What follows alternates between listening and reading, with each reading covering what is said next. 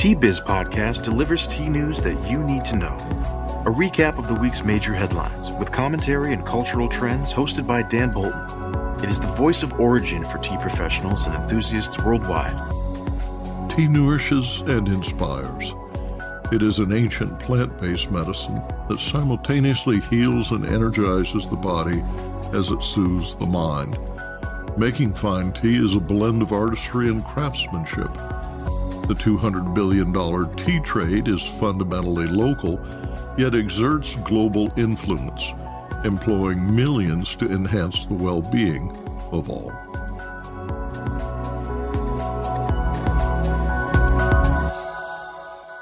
Hello, everyone. Here are this week's headlines. U.S. climate commitment is questioned at COP29. Argentina's tea harvest is off to a good start. And FAO's annual food outlook shows increased prices for coffee and tea. Plus, tasting insights with Kurush Bharucha.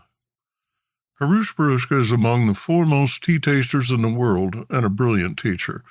As a student of his craft, he has always followed the mantra, practice makes perfect, so perfect your practice, which describes his apprentice days when he tasted up to 1,000 cups of tea daily. His expertise over 4 decades extends well beyond the ability to discern quality tea. Seeing synergies across all links in the beverage chain has enabled him to develop a sharp and holistic appreciation of ground realities, constantly pushing boundaries and, quote, asking the right questions to constructively challenge the status quo, end quote. As the former head of global tea expertise at Lipton Tea Infusions, our guest today is in demand as an advisor, educator, and judge of tea competitions. More in a minute, but first, this important message. What makes a perfect cup of Ceylon tea? The perfect cup is from the tea businesses that ensure the protection of all the children living within their tea estates. We salute Kailani Valley, Telawakili, Bogawantalawa, Harana, and Elliptia tea estates. Support Save the Children, Sri Lanka. Plans to withdraw from the 2015 Paris Agreement were viewed as a setback this week as delegates assembled in Baku, Azerbaijan, to attend COP29. The annual gathering, sponsored by the United Nations, seeks to coordinate efforts to reduce global warming due to greenhouse gas emissions. The world is on track to once again set a record as the hottest on Earth in modern times. For the first time, average temperatures will exceed 1.5 degrees Celsius of warming compared to pre-industrial times. According to the New York Times, scientists say nations must cut emissions by 40% by the end of this decade. Instead, global greenhouse gas emissions soared to a record 57 gigatons last year. Quote, the consequences of that warming are being felt on every continent, end quote, writes the Times, citing torrential rain in Brazil, flash floods in Spain, hurricanes in the U.S., and expansive wildfires. Financial aid for developing nations, many of which grow tea, is a focus at the talks attended by world leaders, green market investors, and climate scientists. On the eve of the event, more than 650 investors with $33 trillion in assets worldwide urged governments to enact policies to prevent temperatures from reaching catastrophic levels. The U.S. helped design the agreement under President Barack Obama. President-elect Donald Trump withdrew from the agreement during his first term, a decision reversed by President Biden in 2020. Almost every country now has a plan to draw down emissions. The U.S. is pumping at least $390 billion into wind, solar, and other clean energy manufacturing. The automotive industry has transitioned to electric vehicles and hybrids. Nuclear power generation is gaining renewed acceptance. And during the last gathering, nearly every country, including the United States, pledged to transition from fossil fuels. The Paris Agreement is a pact stating that nations of all levels of wealth share responsibility for causing climate change. Individual countries set emissions targets. Targets are not legally binding, and there are no penalties for failure to meet goals. In 2017, no country followed the U.S. withdrawal from the agreement, and none have indicated they will do so in 2025 when Trump takes office. Withdrawal requires 1 year's notice, meaning the U.S. exit would not be official until 2026. The scientists say temperatures that trigger extreme weather will only stop if emissions decline. Beyond that threshold, the world risks a significant increase in drought, heat waves, wildfires, and erratic rain, all of which have an outsized impact on tea. Business Insight. Exceeding the 1.5 degrees Celsius, 2.7 degree Fahrenheit warming threshold for a single year differs from the goal adopted in the 2015 Paris Agreement. That goal was to cap warming at 1.5 degrees Celsius on average over 20 to 30 years to stave off the worst effects of climate change on humanity, including extreme weather. This year, a United Nations report said that since the mid-1800s, the world has already heated 1.3 degrees Celsius on average. That's 2.3 degrees Fahrenheit. The Argentine tea harvest began in October with good weather and high yields per hectare in Misiones, the heart of the country's tea-producing region. Automated harvesters and favorable terrain enable Argentina to supply about half of the black tea consumed in the U.S. The country has optimized production by adopting vegetative propagation using cultivars with yields as high as 2,500 kilos per hectare. For decades, the harvest averaged 70 to 90,000 metric tons annually. However, demand is declining as consumers drink less and less flavored, sweetened iced tea. Last year, Argentina exported only 50,000 metric tons. Export revenue fell to $58.5 million last year, down 10.6%. Growers shut down production mid-season after fulfilling their contracts. Now, Argentina needs to find new export markets to maintain previous volumes. The domestic market is limited as citizens favor yerba mate by a wide margin, consuming 5.9 kilos per capita annually compared to 250 grams of mainly black tea. Sales and Traffic Manager Pedro Newell at Don Basilio SRL explains that long-term relationships with buyers enable producers to balance supply and demand accurately. He said, quote, Argentina tea producers have had good production for years. It was only last year that we had to finish harvesting before the season ended, and only after we had produced what was contracted, end quote. Don Basilio, owned by the Uklovich family, is a tea and yerba mate plantation with a history that dates to 1935. There's plenty of capacity to expand production, says Newell. Quote, as long as the U.S. continues to demand iced tea, Argentina will remain a key supplier, drawing on decades of expertise and production capacity to meet this market's needs. We are not prepared to move away from a market that, although no longer growing, still represents our highest volume demand, end quote, he said. At the same time, we are open to exploring new markets and co-developing products tailored to specific requirements. He explains that the company is exploring new export partners. Expanding into markets like the European Union presents particular challenges as compliance with their strict PA regulations significantly raises our production cost, he said.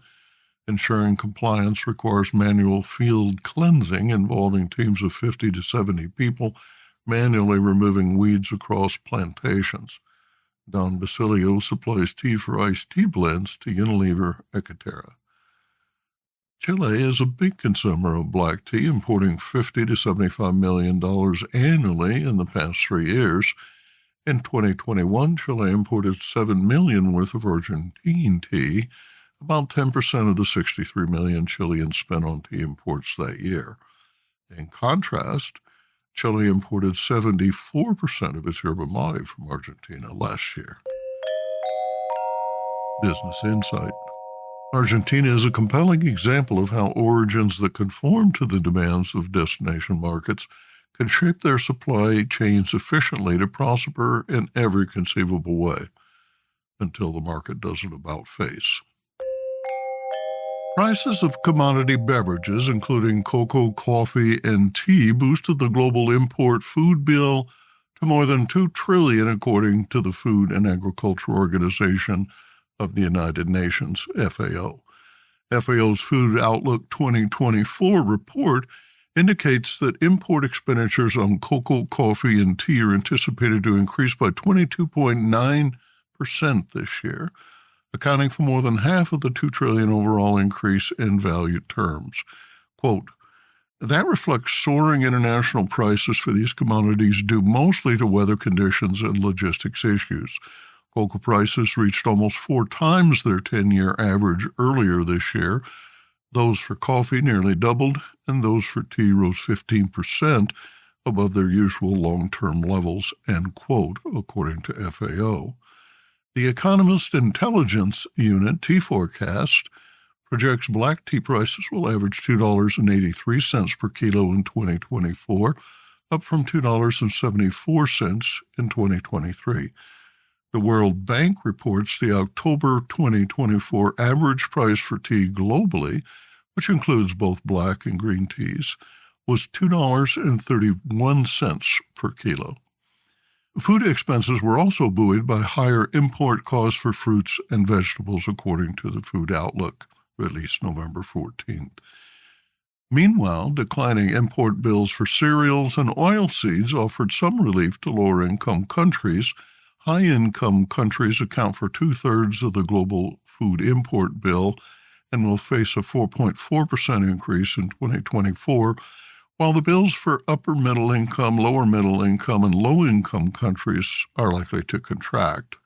FAO's latest forecast points to favorable outlooks across most basic foodstuffs, although global production systems remain vulnerable to risks from extreme weather events, rising geopolitical tensions, and policy changes.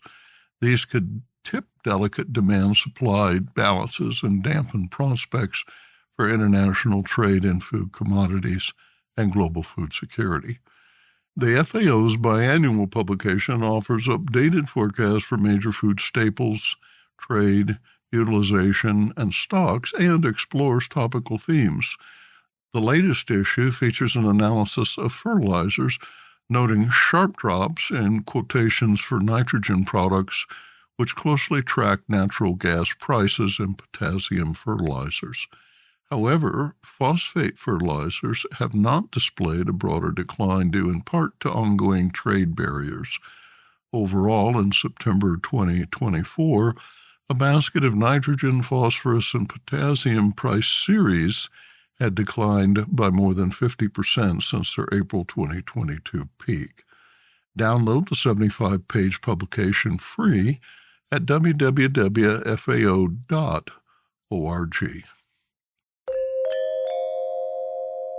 Next, Arvinda Anantharaman in Bengaluru reports on this week's India Tea News.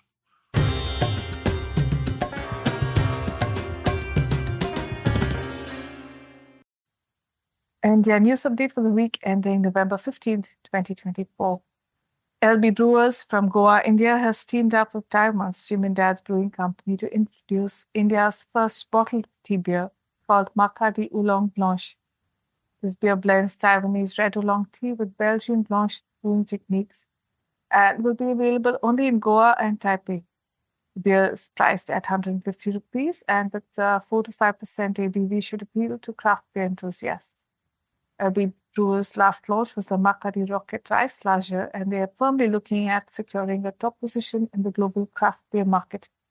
The company was founded in 2017 by brothers Aditya Ishan and Anish Varshney. In other news, Solidarity Network Asia and Indian Tea Association have announced the Regen Agri certification launch scheduled for 15th November. This was announced at the Indian Tea Association's annual general meeting last week when Chairman Hemant Bangur said that carbon credits will offset the price deficit between cost of production and price of tea. Solidarity's managing director, Bharucha said that they expected to cover 100,000 hectares in the next 3 years and 400,000 hectares by 2030. Lakshmi Tea and Russell Tea are expected to be a part of it. And the certifications hope to improve plantation's resilience to climate impact, generate carbon credit, and continue access to the EU market by meeting European green regulations. And lastly, the Assam state government just launched mobile medical units for tea garden workers and their families residing in remote areas. The program includes 80 of these mobile units to serve 514 tea garden areas. And each unit will offer a range of services that includes free medicines, diagnostic tests, and medical consultations, and will be offered at no cost to the workers. And now, a word from this week's sponsor. Hello, I'm Bogdan, a passionate tea drinker and the inventor of the ultimate tea machine, the Brew Maker One. Preparation is key to making fine tea. Sequential steepings deliver the best taste possible and unlock the true value of whole leaf teas and botanicals. Brew automates that process without using any pots or capsules. This simple-to-operate, smartphone-controlled device stores steeping profiles to consistently make great tea at the push of a button. Brew also reduces time, waste, and energy. That's because I engineered the brew to remember control settings for temperature, brewing time, and quantity. Using my patented process lets you stack steep simply and conveniently. Kurush Bharucha is among the foremost tea tasters in the world and a brilliant teacher. As a student of his craft, he has always followed the mantra, "Practice makes perfect, so perfect your practice," which describes his apprentice days when he tasted up to 1,000 cups of tea daily. His expertise over 4 decades extends well beyond the ability to discern quality tea. Seeing synergies across all links in the beverage chain has enabled him to develop a sharp and holistic appreciation of ground realities, constantly pushing boundaries and, quote, asking the right questions to constructively challenge the status quo, end quote. As the former head of global tea expertise at Lipton Tea and Infusions, our guest today is in demand as an advisor, educator, and judge of tea competitions.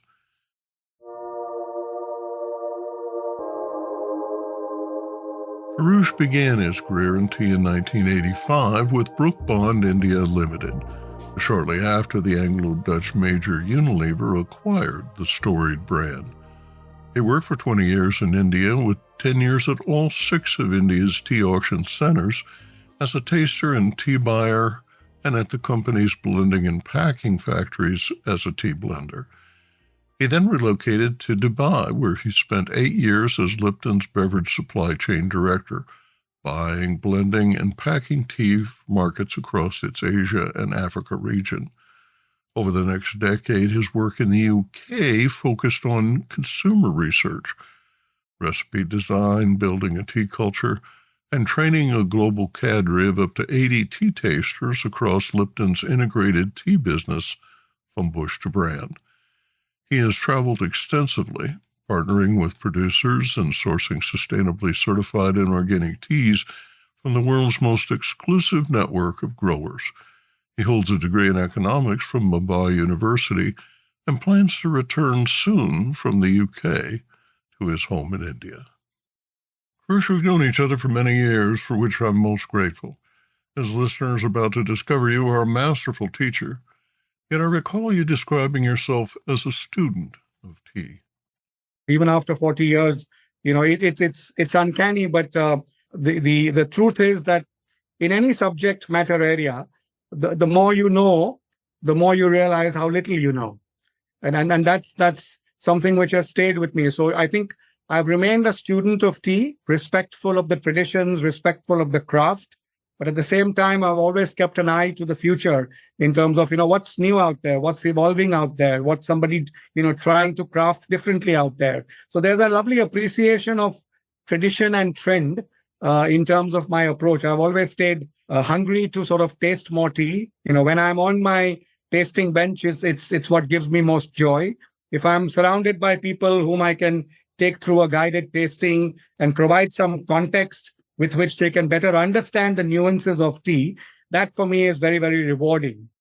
Listeners want advice on tasting tea and learning what makes tea taste good. Will you share your perspective? First things first, I think there is no right or wrong. As they say, beauty lies in the eye of the beholder. So, one person's good tea may not necessarily be another person's good tea. It depends on how your palate has been conditioned, what your memory structures are, what your associations with flavor are. The best way to learn about tea is to taste it. I mean, that's what we learned on the bench. And the more you experiment, you're bound to find, your sweet spot. You're bound to find your favorite, as I call it. And I think once you find that, there's no turning back. The tea that you were drinking in the past, you will not go back to it once you actually discover the dazzling diversity and the flair that tea has. So whether it's a, black tea, a green tea, a white tea, a yellow tea, an oolong tea, whatever it might be, I would say as a novice, when you're going into the tea industry, be prepared to experiment, but then also be prepared to be surprised. Go in with an open mind, don't have any preconceptions, slurp as many teas as you like, and I'm sure you will find something which is particularly sort of drawing you in. There is a tea for every palate, every price point, and every person. And if you haven't discovered it, trust me, it's still out there. Just go on experimenting and you will find it. Once you find it, there's no turning back. What do you tell someone who asks, how did you become a tea taster? I mean, that's obviously not something which you can ever plan for. I think most senior tea tasters around the world have probably got into the profession, accidentally or by chance. They stumbled into the profession, as it were, because it's not something that, you can get a degree for. It's not something that college counselors will ever advertise saying, go into becoming a tea taster. A tea taster job is rarely ever advertised. In my case, I stumbled into it 40 years ago back in India. And it was, at that time, I had no idea what I was getting into. It was something which I was told you learn on the job, you grow on the go. And the more you do, the better you will get. And guess what? You'll be tasting some tea. You'll be traveling around the world. And best of all, you'll get paid for it. So, what's not to love with that kind of a job description? So, you stumble into it and then you look at your peers, you're as a young management trainee in those days with a large company like Brook Bond in India, your job was not to sit on the desk. Your job was, look at those hundreds of teas being lined up all through the day. And whoever senior taster is tasting on whichever bench, join him. Somebody might be tasting, some or Assam Orthodox teas on another bench. There's some Darjeeling teas on another bench. There's some CTC teas. Just go there, do there, imbibe, listen, and try and develop your art of association, because that is what tea tasting is really at the end of the day. That's what we were taught. We were taught, and one of the things which has stayed with me from the very early days is I was always told that tea tasting is a bit like playing golf. So, you're really competing against yourself. And that was something which appealed to me. This was not something where I had to depend on someone else or where someone else could trip me up. This was a battle I could win because you're playing against yourself. So the more honest you are with, how you're doing, it's like your golf handicap. You're assessing for yourself, you're immersing yourself. So it's a battle you can win. That's something which appealed to me. So, the bottom line was practice makes perfect. So perfect your practice. So that was the mantra which I grew up in, which was all about taster tenacity. In those days, it was a big company. So there was always hundreds of cups of tea being slurped every day. And at times, we would have to taste up to 1,000 cups of tea a day. I mean, so we would call it the 5 S's of taster tenacity, which was see, sniff, sip, swirl, and spit. The more you did, the better you got. There really was no rocket science in it. Let's talk specifically about quality. I spent some time in Sri Lanka last year and had lengthy conversations with exporters concerned that the blends that made Sri Lanka famous now contain very little high-quality, high-grown Ceylon or Chinese kimum as ingredients because somebody said, good tea's too expensive, so let's remove it. Consumers won't notice. What's different about tea blends today than 50 or 100 years ago? I think the reality is, tea is ubiquitous. It's grown in 30, 40 countries around the world, but it's, drunk in 200. Quality is subjective. I don't think good teas have ever gone out of fashion. In fact, when I joined the tea trade, 40 years ago, that was the time when tea used to be packed in tea chests. And you won't believe, in those days, one panel of a tea chest always had emblazoned and stenciled on it saying, it pays to buy good tea. Just 6 words. They were there 50 years ago, 70 years ago, always on one panel of a tea chest. And that's not changed. Yes, the specialty tea industry is a little more nuanced in terms of, appreciating things a little more holistically, what I call the sort of 7 Ps of any tea, which is, the provenance, the plantation that it comes from, the plucking, the processing, the actual product attributes, but then also the people attributes and the planet attributes. So, tea quality does need to be looked at holistically. It is all about the sensorials and the flavor. And again, in terms of the flavor, I think people need to understand what contributes to flavor as we experience it. So flavor is a combination really of taste, of texture, and of aroma. So, taste plus texture plus aroma is really what gives you, the flavor profile of any tea. Because what you taste on your palate is the 5 sort of basic tastes, sweet, sour, salty, bitter, and more increasingly umami. That's just the taste because that's what your receptors on your tongue pick up. But really, when you're cupping tea, we slurp it in to allow it to sort of almost get into our sort of nasal cavity, which is where a lot of the flavor and the aroma receptors are located. And that's what, so you might get a sweet tea on your tongue, but then it'll turn floral or fruity in your nose. I think people need to understand very simply that, taste is, people sort of use the word flavor very loosely, but it's really a combination of taste and texture, which is on your tongue, but then also most importantly, the aroma, which is actually in your nose, which is why, when we tea tasters have a cold and our nose is blocked, we can't taste because 80% of taste is actually smell. I don't think good tea has ever gone out of fashion. In fact, if anything, in the last few years, I'm looking at more and more brands and establishments putting a lot of effort into the quality of their tea blend recipes, and their ingredients. And as long as that continues to happen, tea will continue to build respect. Consumers seeking premium beverages are looking for something distinctive. The phrase I hear in discussions about fine wine and specialty coffee is, it's more than a score. Intrinsic values are hard to quantify. You can't assign a 96 or a 94 because that does a disservice to aspects that are better described than measured.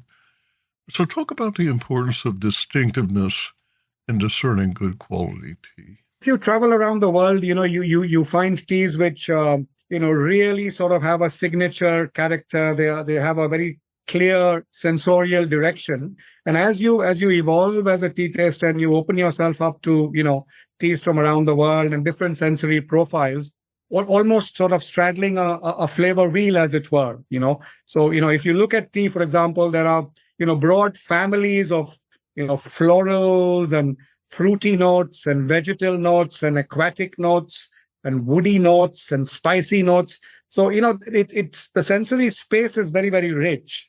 The more you can sort of experience these and actually feel, wow, I get this. When somebody, back in the day when I was tasting Assam tea, one tea taster would call something, raspberry jam, and another tea taster would call it strawberry jam.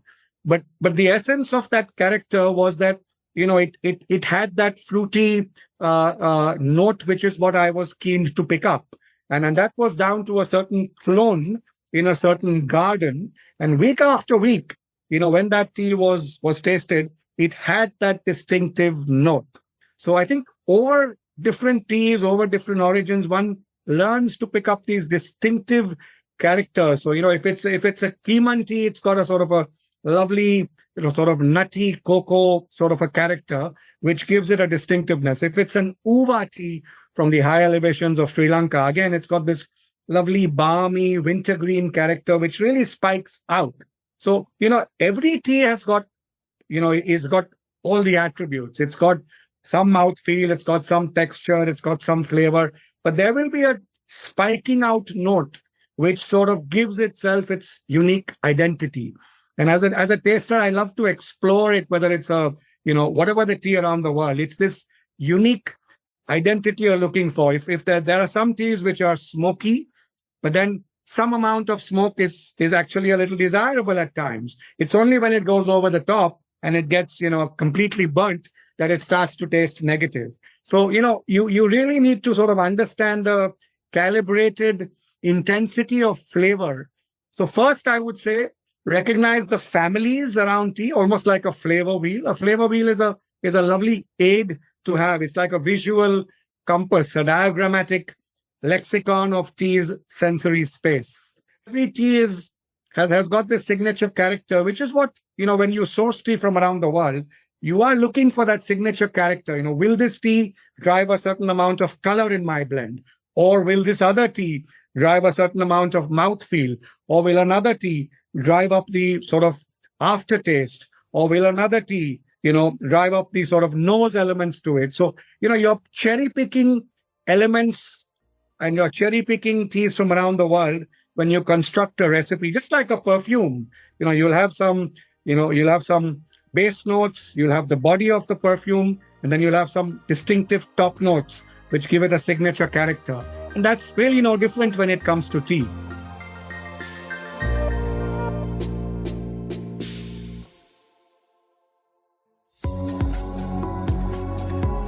Intrigued by what you heard in today's podcast?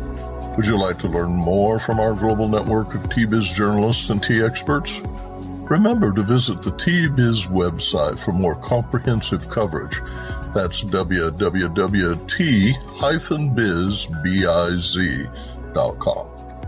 Thanks for listening. Farewell till next week.